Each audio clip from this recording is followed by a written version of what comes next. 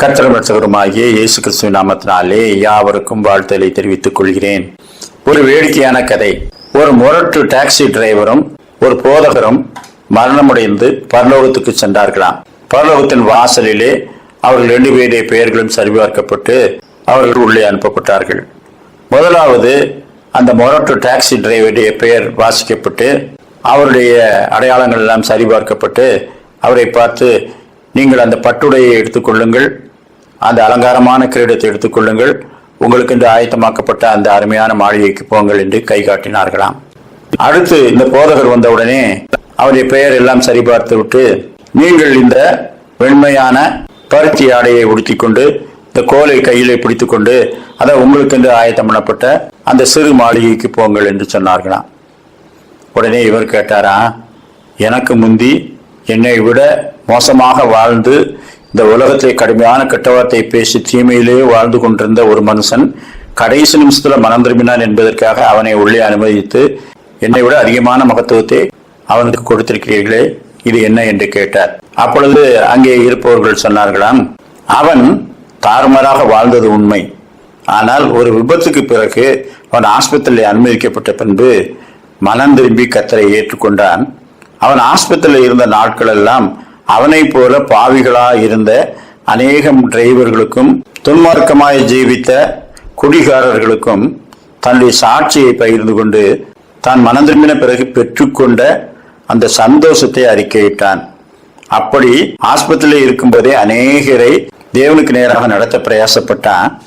அப்படியே நிறைய பேர் மனம் திரும்பவும் செய்தார்கள்.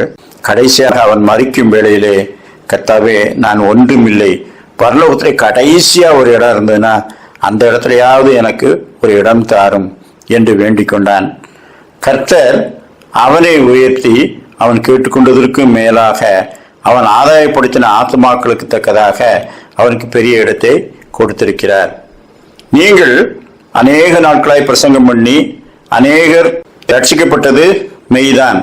ஆனால் உங்கள் கடைசி நாட்களிலே ஊழியம் செய்யாமல் சோர்ந்து போய் உங்களை சரீர பலவீனத்தை காரணம் காட்டி மற்றவர்களிடத்திலே வேலையை ஒப்படைத்துக் கொண்டே இருந்தீர்கள். எனவே உங்கள் ஊழியங்களிலே அநேகத்தை மற்றவர்கள் பகிர்ந்து கொண்டு விட்டார்கள். நீங்கள் பரலோகத்திலே அதிகம் சேர்த்து வைக்கவில்லை. எனவேதான் கர்த்தர் உங்களுக்கு தகுந்தபடி கொடுத்திருக்கிறார். ஆனால் ஒன்று வேடிக்கைக்காக சொல்லுகிறேன் தெரியுமா, இந்த டிரைவர் கார் ஓட்டும் போது வண்டியில் இருப்பவர்கள் எல்லாம் எங்க கொண்டு போய் இடிச்சிருவாரோ என்று ஆண்டவரே ஆண்டவரே என்று ஆண்டவரை நோக்கி கூப்பிட்டார்கள்.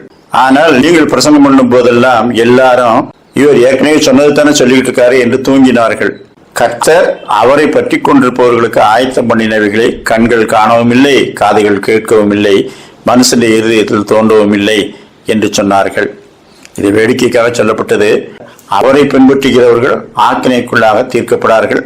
அதான் அவருடைய கிருபை. அதை நாம விசுவாசிப்போம். எபிரேயர் 3:14, நாம் ஆரம்பத்தில் கொண்ட நம்பிக்கையை முடிவு பரியந்தம் உறுதியாய் பற்றி கொண்டிருப்போமாகில் கிறிஸ்துவினிடத்தில் பங்குள்ளவர்களாயிருப்போம். நாம் விசுவாசத்தை துவக்குகிறவரும் முடிக்கிறவருமாகி அவரை நோக்கி நமக்கு நியமிக்கப்பட்ட ஓட்டத்திலே பொறுமையோடு ஓடி அவர் நமக்கு ஆயத்தம் பண்ணின அந்த நித்திய வெகுமதிகளை பெற்றுக்கொள்வோமாக. அப்படிப்பட்ட நல்ல கருவிகளை கர்த்தர் தாமே இந்த நாளிலும் நமக்கு தந்தருள்வராக. ஆமீன்.